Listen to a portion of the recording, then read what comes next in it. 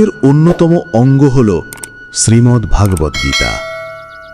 কুরুক্ষেত্রের যুদ্ধ শুরু হওয়ার ঠিক আগে অর্জুন নিজের আপনজনদের বিরুদ্ধে যুদ্ধ করতে রাজি হননি।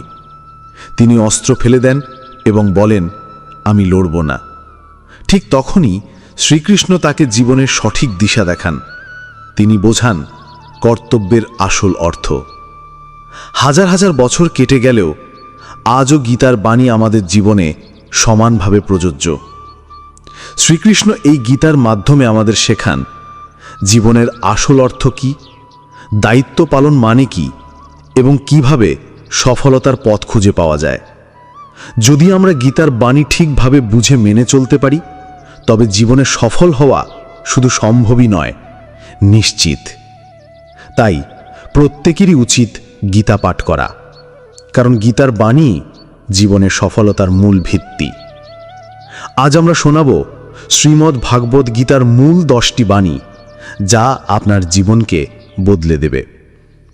ভগবান শ্রীকৃষ্ণের এই 10টি বাণী আপনাকে দেবে আত্মবিশ্বাস, দেবে মানসিক শান্তি আর দেবে সফলতার দিশা। আপনি যখন জীবনের সংকটে থাকবেন বা সিদ্ধান্তহীনতায় ভুগবেন, ঠিক তখনই গীতার এই বাণীগুলি আপনার আশ্রয় হয়ে দাঁড়াবে। এই বাণীগুলি আপনাকে সাহস দেবে, দেবে দিক নির্দেশনা, আর কঠিন সময় থেকে বের করে নিয়ে যাবে সফলতার পথে। তাহলে চলুন জেনে নেওয়া যাক গীতার 10টি অমূল্য বাণী, যা আপনার জীবনকে আলোকিত করে তুলবে। প্রথম, কর্মে অধিকার আছে, ফলে নয়। মূল শ্লোক, কর্মণ্যেবাধিকারস্তে মা ফলেষু কদাচন। অর্থাৎ তোমার অধিকার আছে শুধু কর্ম করার ওপর, কখনোই তার ফলে নয়। এই বাণী আমাদের শেখায় নিঃস্বার্থভাবে কাজ করতে। আমরা যখন কোনো কাজ করি, তখন যদি ফল নিয়ে দুশ্চিন্তা করি, তখন মন বিভ্রান্ত হয়ে পড়ে। শ্রীকৃষ্ণ বলছেন, তুমি মনোযোগ দাও শুধু তোমার দায়িত্ব পালন করার দিকে। ফল আসবেই, কিন্তু সেটা তোমার নিয়ন্ত্রণে নয়। তাই জীবনে বড় হতে চাইলে কর্মে মনোনিবেশ করো, ফল আপনা আপনি আসবে।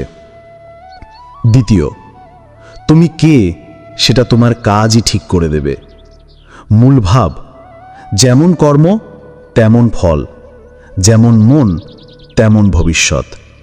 শ্রীকৃষ্ণ গীতায় বলছেন, মানুষ নিজের মন দিয়ে যেমন ভাবে, যেমন কর্ম করে, তেমনটাই তার ভবিষ্যৎ হয়। তুমি নিজেকে যতই বড় কিছু ভাবো, যদি তোমার কাজ সেই অনুযায়ী না হয়, তাহলে কিছুই হবে না।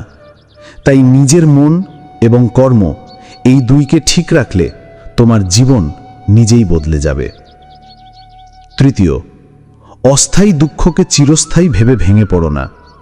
মূল শ্লোক, শীতোষ্ণ সুখ দুঃখেষু তিতিক্ষস্ব ভারত।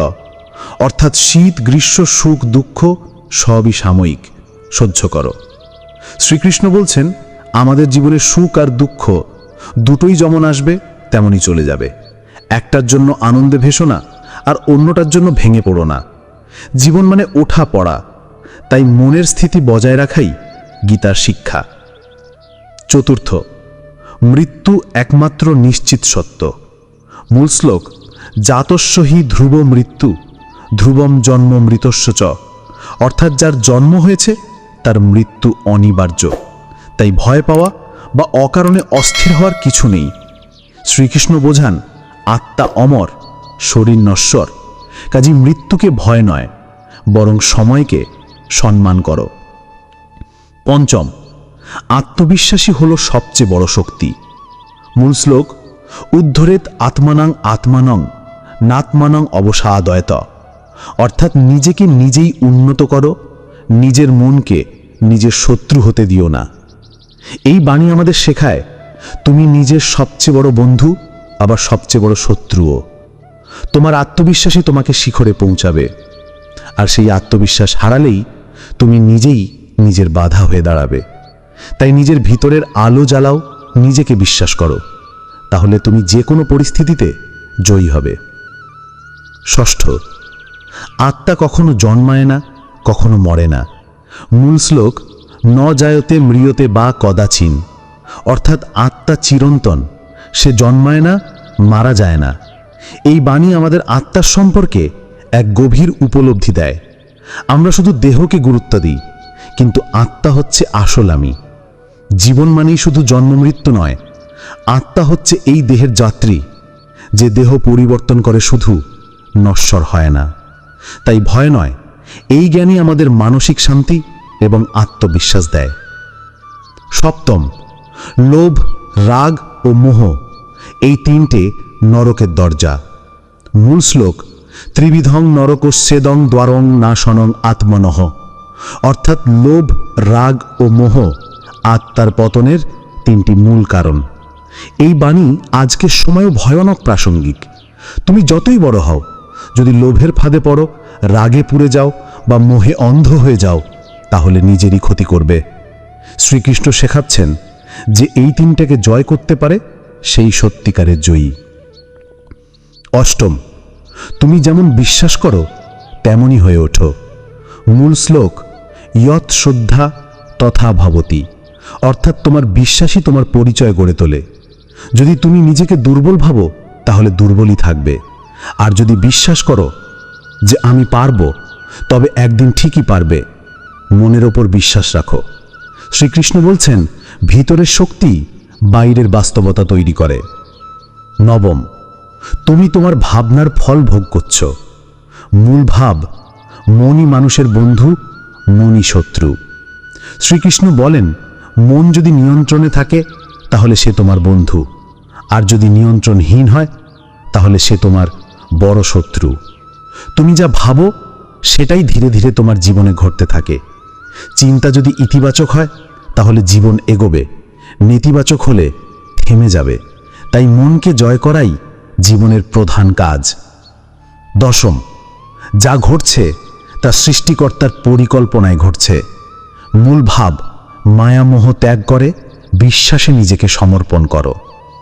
আমরা অনেক সময় ভাবি এই কেন ঘটল, কিন্তু বাস্তবে যা ঘটছে তা হয়তো অনেক বড় কিছুর প্রস্তুতি।